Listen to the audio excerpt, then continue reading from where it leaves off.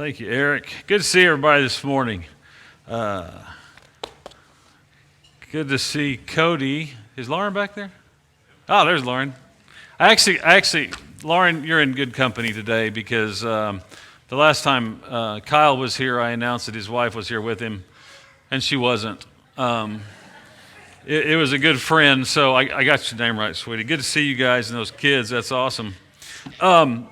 Jared did a really good job of talking to us this morning about the importance of Independence Day as it relates to our nation and the independence and liberty we have that are in Christ Jesus. And since he did such a good job talking about that, I'm going to forego the entire 4th of July message that I had and continue on with what we started last week. Okay, no, really, I didn't have a 4th of July message. We are going to continue on, though. We all understand we live in a great country, do we not? I mean, I think we can say, is it perfect? By no means. It is not perfect. But having been to South America, Central America, Africa, Europe, been all over, there ain't none better than right here. We are not perfect. We got our flaws. We got our mistakes. But I can guarantee you this, I wouldn't want to be anyplace else. And I think we can honestly thank God for the country we live in. And we should. And we should have days like today where we remember that and be thankful. But ultimately, our freedom and our independence, as Jared talked about, we owe to God through Jesus Christ. And that is worth celebrating and talking about every single day. Because without it, we'd all be doomed, okay? If you remember from last week, we are in a study, we're in a conversation that we've kind of entitled Abnormal Christianity. Abnormal in the sense that when Christians, or when the world looks at us, they will think, as we follow Christ, what we are doing is abnormal. It's against culture. It's against the norm. And that's okay. That's okay. Because Christ calls us to go against the norm. As a matter of fact, Paul, in Romans chapter 12, verses 1 and 2, I'm going to give this to you every week till we're done with this. Do not be conformed to the world, but be transformed, right? Be changed. How? By the renewal of your mind, that by testing you may discern what is the will of God, what is good and acceptable and perfect. We are called as Christians to not conform to the standard of the world, to the actions of the world, to the identity of the world, to be abnormal from the world. Now, what we've also found out is that what the world deems as abnormal as it relates to Christianity is actually completely normal as Jesus would see it. So really what we're talking about is being normal Christians under Christ. But even in that, sometimes we, especially in America, we can buy into an abnormal way of thinking about Christianity that doesn't go along with what Jesus does or what Jesus says. Jesus in his Sermon on the Mount discusses this very idea of being different. You have heard that it was said, but I say. You've heard what was normal, but let me tell you how it's going to be in my kingdom. And last week we began this discussion of anger. Because in our society there is a normal way to react, and most of the time the normal way to react to bad things is to get angry. And we've become programmed to believe that that's a normal response. And we saw last week how even sometimes we can respond in what we call righteous anger, but even that righteous anger has to be tempered. And if our reaction in righteous anger is unrighteous, then our reaction becomes unrighteous.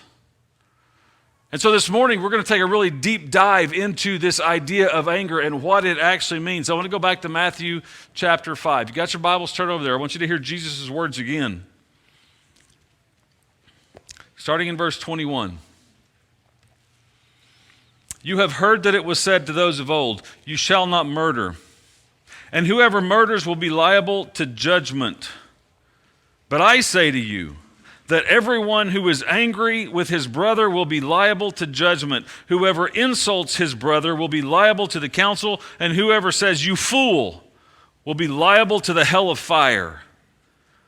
So if you are offering your gift at the altar and there remember that your brother has something against you, leave your gift there before the altar and go. First be reconciled to your brother and then come and offer your gift. Come to terms quickly with your accuser while you are going with him to court, lest your accuser hand you over to the judge and the judge to the guard, and you be put in prison. Truly I say to you, you will never get out until you have paid the last penny. Jesus, right off the bat in his sermon, after talking about our need to be salt and light, dives into this idea of anger. It had to be prevalent in his society just like it is in ours. It's an emotion to us given by God. We looked at it last week. Ephesians tells us what? Be angry, yet do not sin. That's possible.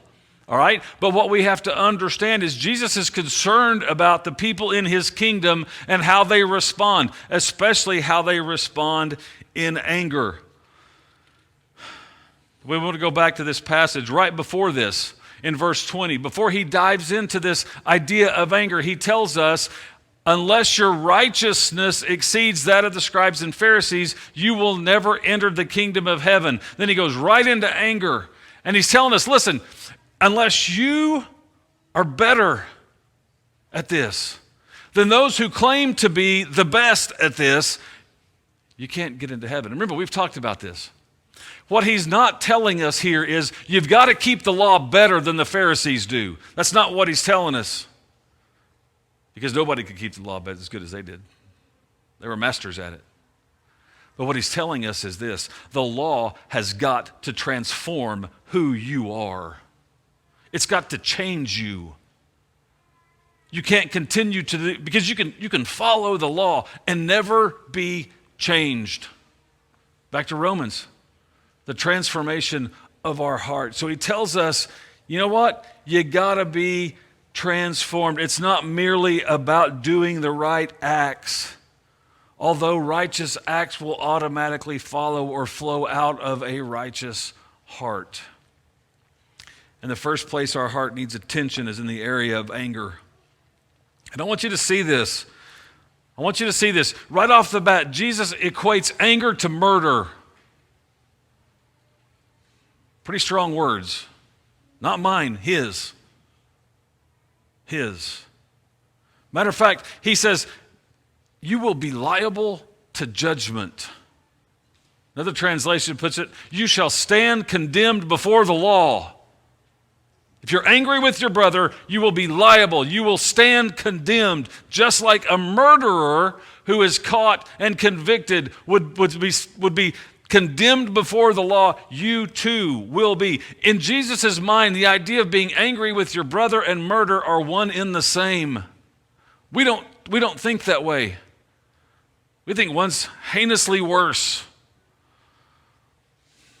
But when we closely examine anger, we can see why such a strong statement by Jesus is justified. And not only justified, it is righteous. Someone once said anger is a spontaneous response that has a vital function in life.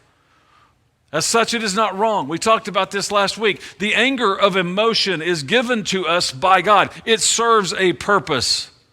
But we have to be very, very careful. Anger is a feeling that seizes us in our body and immediately propels us towards interfering with those who have thwarted our will or interfered with our life. Think about this for a minute. I guarantee this application will work for you. You're driving down the interstate. You've got your cruise control set on 70?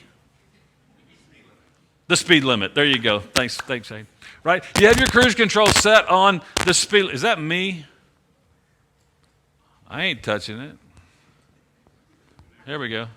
All right, so you got your cruise control set on 70, and you're going down the road, and you're in your lane, the right lane, which is the driving lane. Another lesson for you all this morning, okay? Right? The left lane is for what? Passing. If you don't learn anything else this morning, learn that. The left lane is for passing, and once you have passed, you are to do what?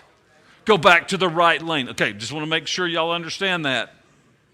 Because there's a whole lot of people down here that don't.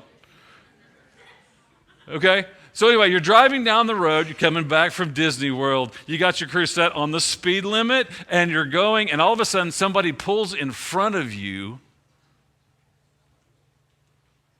that's driving a half a mile an hour slower than you are. And you slowly start inching up onto the back of their car. What happens? I can't believe them. Oh, You look in your rearview mirror, and there's a guy coming up beside you who's driving a half a mile an hour faster than you are, which means he's overtaking you by about an inch every quarter of a mile. What do?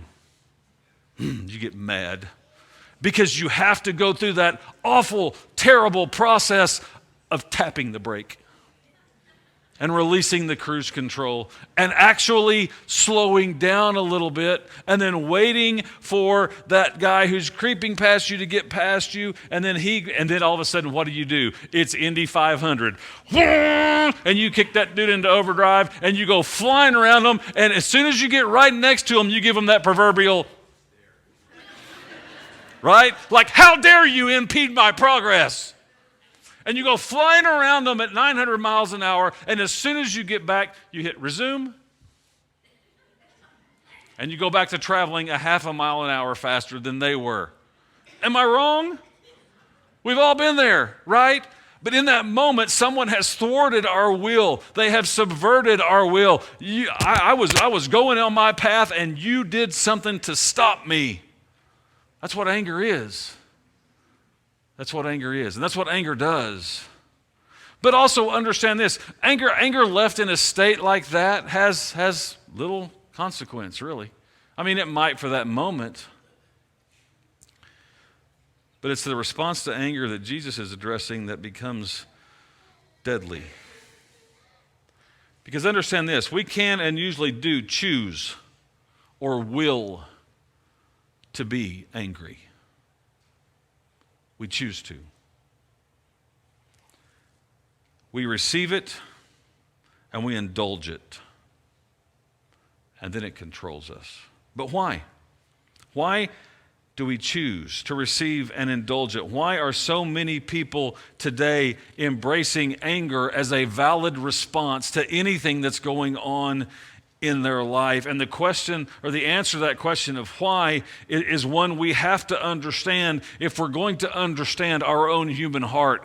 And if we can't understand our own human heart, we can't certainly understand the heart of God, which is what He wants us transformed into. But you see, anger received and then anger indulged, instead of simply being waved off as a fleeting emotion, which it should be sometimes, but it always has in it an element of self-righteousness or vanity. I mean, just like the driving scenario, we automatically assume that the speed we have chosen is the perfect speed. And if anybody thwarts that, all of a sudden, wait a minute, you're imposing your will upon mine, and I know I'm right, you're wrong. And that's where anger comes from. You find an angry person, you will find a person who has a wounded ego every single time. Follow me through this. Anger is a direct result of being wounded, of being harmed, either physically, emotionally, financially, socially, even spiritually. An action was taken by somebody or something, and we believe we were wounded as a result of that action. I'm driving down the road. You made me slow down. You're going to make me late. You wounded me. In reality, yes, if I followed you all the way back to Pensacola, I would arrive 27 seconds later than had I driven at the speed I intended to. But in that moment, we perceive this wound that's taken, right? Someone has hurt us, someone has embarrassed us, someone has excluded us, or someone has challenged us. And as a result, we feel wounded. And that wound may or not be real. But let me just tell you this, if you perceive it to be real, it's real to you. Anybody ever been hurt by someone who said something, but you misunderstood what they said? Right? We've all been there. They had no intention of wounding you. They had no intention of being hateful, and yet still you were wounded, you were hurt because of what happened. Why? Because we indulge anger.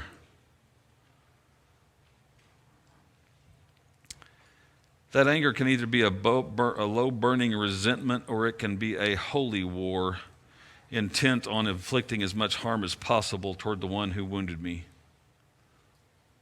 It's all dependent upon how we react.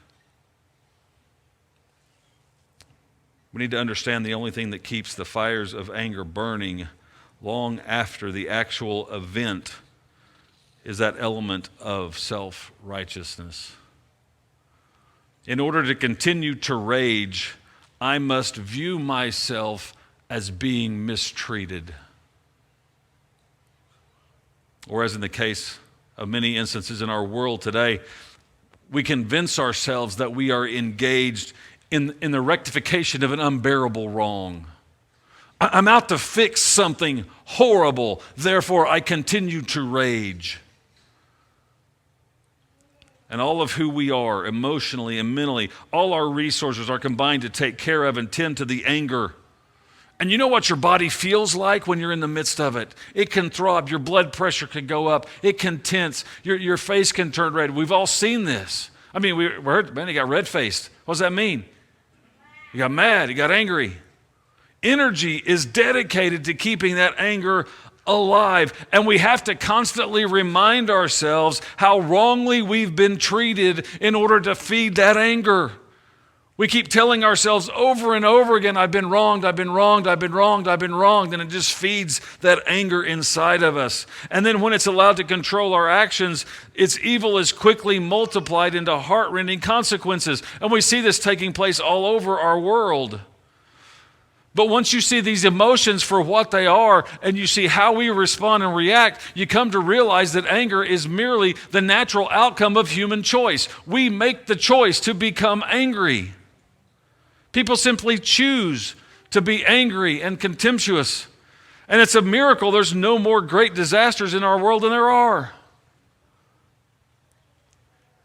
We have to remember that when we come across passages in the Bible about anger, and it tells us to deal with them, what we're doing is we're cutting down a tree of anger, and when we cut that tree down, the evil that comes from it withers away. That's exactly why Paul makes a statement like this in Colossians 3:8. He says, but now you must, not you should, you must what? Put them all away.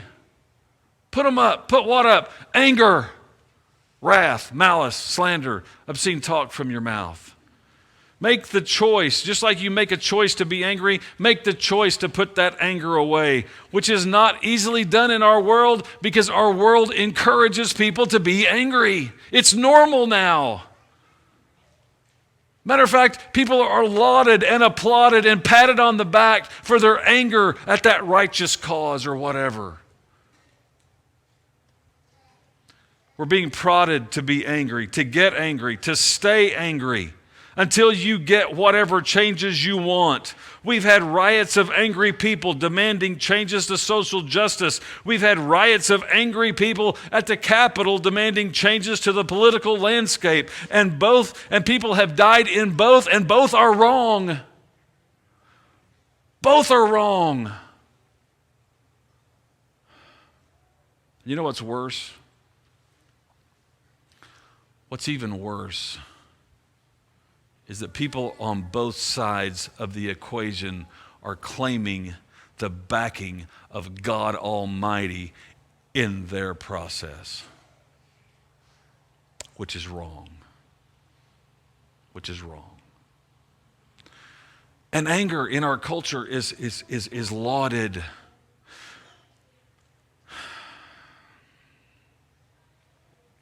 But understand this.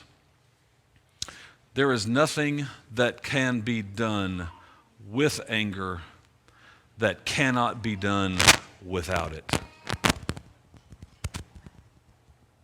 Let me say that again. There's nothing that can be done with anger that cannot be done without it. Jesus did it. Jesus did it. Matthew 5:22, back to our text. But I, Jesus, say to you that everyone who is angry with his brother will be liable to judgment. The answer to the anger issue in our world is to right the wrong, but to do so in persistent love. Not to harbor anger, but to right the wrongs, yes, but without adding any more real or imaginary wrongs To retain anger is to cultivate it. And when we do, Paul tells us we invite Satan directly into the equation. Ephesians 4:26 and 27. We talked about it last week. Be angry and do not sin. We talked about that. But listen, do not let the sun go down on your anger. Give no opportunity to the devil. You give Satan the chance, he will take the chance every time. And we've seen it take place in our culture. That tasty little morsel of self-righteousness that anger cultivates in your heart will always come at a very high price in our actions toward those we aim our anger at. And then the cycle of anger merely continues to be perpetuated. But I want you to see something. As bad as that anger is, and let's be honest, we've all felt it. We've all experienced it, and we all still do experience it. Jesus is going to tell us, as bad as that is, there's something worse. There's something worse. And you say, well, what's worse than that kind of anger? Jesus will say contempt is. Contempt is. Unlike the angry outbursts we see and experience ourselves, contempt is kind of a studied degradation of another. It's actually usually more prevalent in our lives than anger is, especially today. The degradation of another creation of God is never good, and it is never righteous, and it's never, ever justifiable. Ever. He tells us this in the King James Version. And whoever says to his brother, Raka, shall be in danger of the council. One, you're in danger of judgment. Now you're in danger of the council. In other words, we're going to bring you up before the entire Sanhedrin. The Aramaic term Raka was current in Jesus' day and was used to express contempt for someone, to make them out as contemptible. It's believed to have originated from the sound one makes. I know this is gross. It's originated from the sound one makes to hawk up enough spit in your throat to spit. You know what that sounds like? I'm not going to demonstrate, okay? But that phrase, raka, is where it comes from. And it basically says this. It says, in anger, I want to hurt you. In contempt, I really don't care whether I hurt you or not. At least that's what I say. Matter of fact, in essence, what he's saying is, you're not worthy of consideration one way or another. In other words, you have no value to me. None. We can be angry with someone without denying their worth. That's why contempt is worse than anger. Today we don't use the words raka, but we do use words like jerk or idiot. We say things like, oh, that doesn't matter. They don't matter to me. And these are the gentler words in our vocabulary for contempt. Our verbal arsenal is loaded with contemptuous terms. Some with sexual, some with racial, cultural, or even political bearings. And Jesus says they should never be uttered by those in his kingdom. And here's why. The intent and effect of contempt is always to exclude, to push them away, to leave them out, to make them isolated. I don't know about you, me personally, I would much rather you be angry with me than for you to exclude me, for you to act like I don't matter, for you to act like I am of no value to you. Man, I'd much rather you get red-faced and throw something at me in anger than for you to say, look at me and go, yeah, we just don't want you around. I can't stand the sight of you. I don't want to hear from you. I don't want to talk to you. I don't care about you. You don't matter to me. Jesus says that's worse than anger. The problem is compounded because those who are excluded are made fair game for even worse treatment.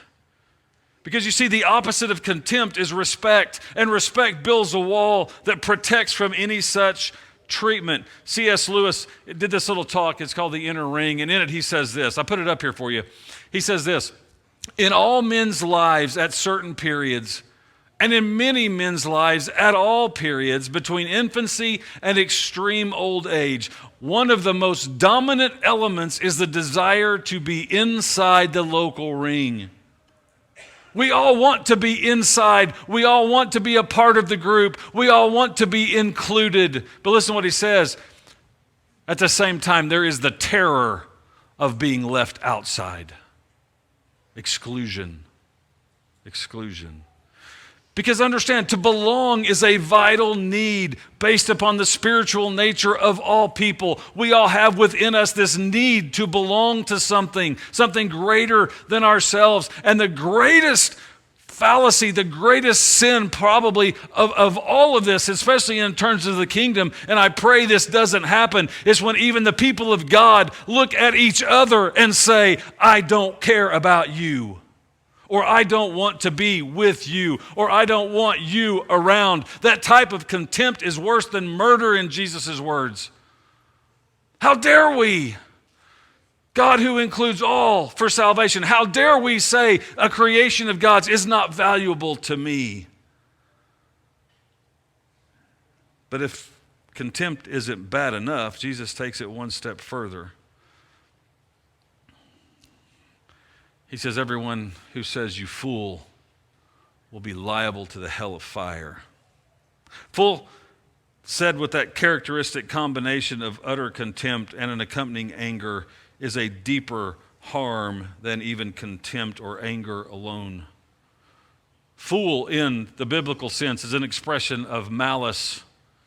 In actuality, the word in today's English doesn't even come close to capturing Jesus' teaching here. As a matter of fact, when I went and searched and tried to find a comparable word for the way fool is written and used in Matthew chapter 5, in current language today, I will not use in this setting the language that came up because you would find it offensive. Okay? It is looking at someone not only with contempt, but also with malice. It's a combination biblically of stupid perversity and rebellion against God and all that sensible people stand for. It's looking at someone with such utter contempt and anger that you say you're of absolutely zero value. Proverbs 14:16 says the fool is arrogant and careless. Proverbs 18:2, a fool doesn't care about understanding, but only in displaying his own heart. Proverbs 26:11, like a dog that re-eats its own vomit, a fool repeats his folly over and over. Solomon's giving us this use of this term. To brand someone a fool in a biblical sense was a violation of the soul, so devastating to Jesus, so harmful as Jesus saw it, that it would justify consigning the offender to the smoldering garbage heap that he calls Gehenna, or hell. It combines all the evil in anger as well as in all the contempt. And it's not possible for these peoples with such attitudes towards others to exist in his kingdom. Understand what Jesus is saying. People who think about other people like this will not be a part of my kingdom. Will not. That's not what my kingdom is about. My kingdom is about harmony. Now, I want to stop right here real quick. If you've gotten to this point in the lesson and you think, well, so far Jesus has told me 3 different words that I can't use, and you're trying to come up with this list of what you can't do. Well, I can't say this, I can't say this, I can't say this. Then you've completely missed the point. This is not about what you are not supposed to do. He's not giving us 3 more things to add to a list of not to do's. Instead, Jesus is giving us a revelation of the preciousness of human beings. And let me tell you something, church. If our world needs to know anything today, it is that we and God view them as precious and valuable and worthwhile and worthy. We need to be treating each other that way first. We need to be treating each other, everybody. We need to treat everybody in here that they are precious, that they are valuable, that they are worthy, and we need to hold them up. Even when they tick us off and even when they make us angry. Even when they don't do what we want them to do. Even when they set us off. Even when we think, oh, I can't believe that, but I still love you. Right?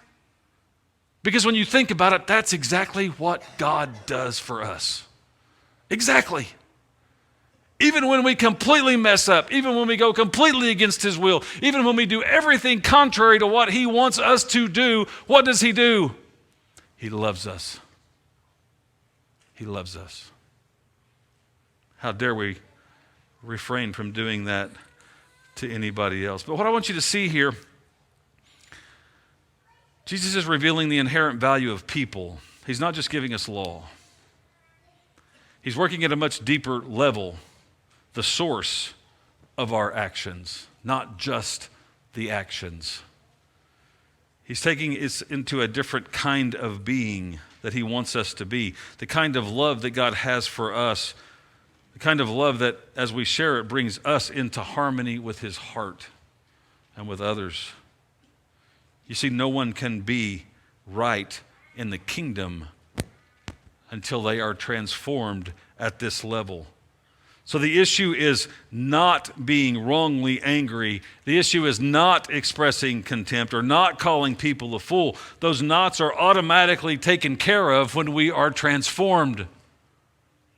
Think about it this way. If I had plans to go to New York, okay? I decided I want to go to New York.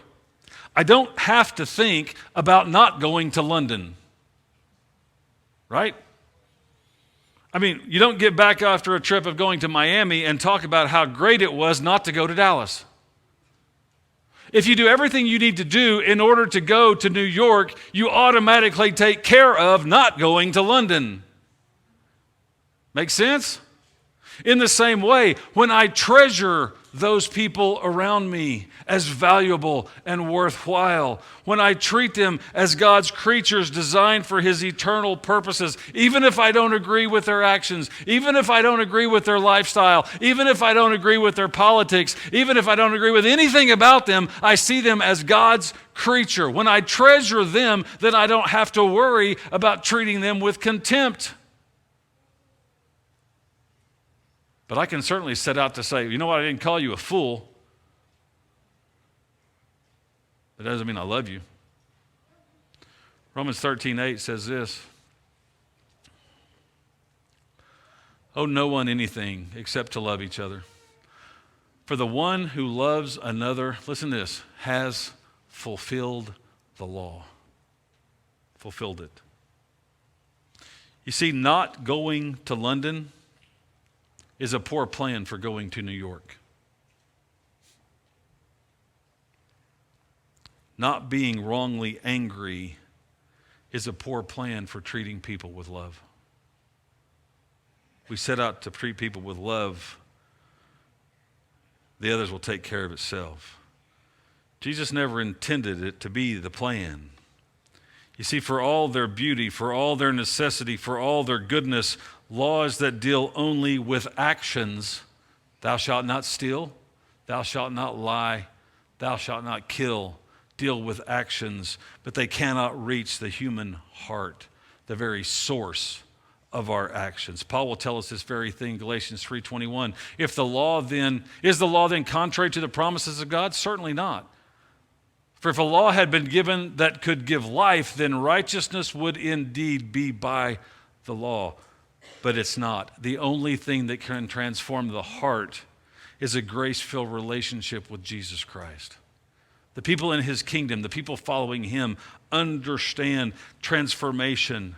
Now, as we wrap this up today, I want you to see in verse 23 through 26, which we've already read, Jesus gives us two examples of how important this is, how very important this is in our lives. One's a religious example, the other's a civil example. Okay? But both describe the seriousness of living and being in harmony with one another and the steps that we should be willing to go through to achieve it. In the first example, we hear this all the time about, if you go to give your gift at an altar, and I think it kind of glosses over us because we don't do that anymore.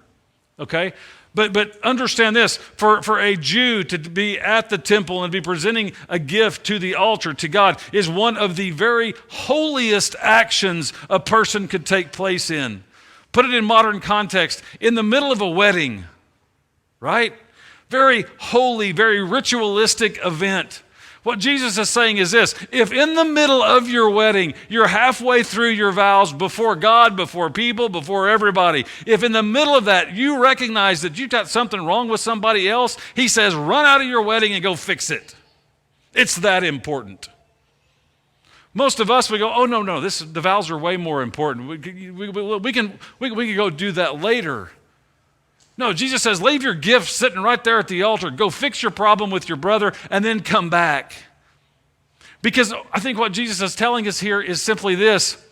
While ritualistic activities are good and they serve a purpose, and they teach and they model and they do all kinds of things for us, there is not a single ritualistic activity on the planet that is more valuable to God than people.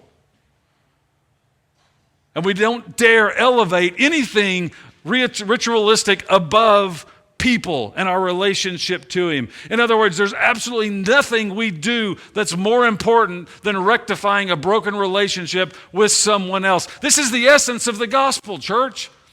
This is the essence of it. There is nothing more important than taking the gospel message to people who have a broken relationship between God and them, right? Nothing should stop us. Is there an excuse out there in the world that you could think of that you would say, you know what? I'll go tell them the gospel later, after this. They've asked about how to be saved. They've asked about a relationship with Christ. You know what? But I've had this fishing trip planned with Jared for a long time, and we're going to go fishing. So when we get back from fishing, it'd be a good time. We wouldn't do that, would we? We'd jump right in the middle of it. Why? Because that relationship is most important. Do we value the relationships we have with each other in the same way? Or are we still cultivating anger towards people? Are we still hanging on to it out of a sense of our own self-righteousness and feeding that anger so we can feel justified in not rectifying that situation? All Jesus is telling us here is simply this. People have that much value to God. And they should have that much value to us as well. He's telling us that as people of His kingdom, the relationships we have, all people, are more important than our ritualistic actions. I guess what I'm saying is, if we're going to call ourselves people of the kingdom, sitting in here, partaking of the Lord's Supper, eating the emblems, giving of our money, singing songs, offering prayers, all great, all wonderful, all biblical, all things we should do. But they are of absolutely no value if you're sitting there today harboring anger or contempt towards somebody else. You need to fix one before you attempt the other. Don't get me wrong, I'm not diminishing the importance of them at all. But nothing is more important to God than people. Do we see that the same way? Our world doesn't. Issues are more important. Agendas are more important. Outcomes are more important, but not to God. It's abnormal. It's abnormal. I know. But it's expected of His followers. Today, you need to understand something. I don't stand before you talking to you about anger and contempt and those kinds of things as someone who's never experienced it. I struggle with it. That's my wife. That's my kids. I got a temper sometimes. And usually when I look at myself, it has an awful lot to do with my own wounded ego. I don't like being wrong. I don't like when people point out that I'm wrong. And my first response is typically to get angry. I don't know if you can relate to that. That's me. Okay? I struggle with it. I ask for your prayers on that behalf. Okay? But here's what I know. I know you do too. We've lived in it so long, it has become the natural response to our world. But you don't have to do it alone. If you want this church to pray for you, if you want our shepherds to pray for you about this, we'd be glad to help you through this, because it's what God wants of His kingdom, and we want to be kingdom people. That's what we want. Or maybe this morning you've not yet entered into a relationship with Jesus Christ. Let me tell you something. There's absolutely no way you can handle your anger issues by yourself. It's only through the transformational power of Jesus Christ, the working of His Word, the working of His Spirit in you, that will transform you into the image of Christ so that you can deal with anger in a way that is righteous. Folks, we want to be kingdom people. But when we are, it'll cost us. Maybe our pride, maybe our ego, It costs us a whole lot more than that. But we got to be prepared to pay because it's worth that much. This morning, if we can help you with anything, if you need prayers, if you need to respond to Christ's invitation, let us know as we stand, as we sing.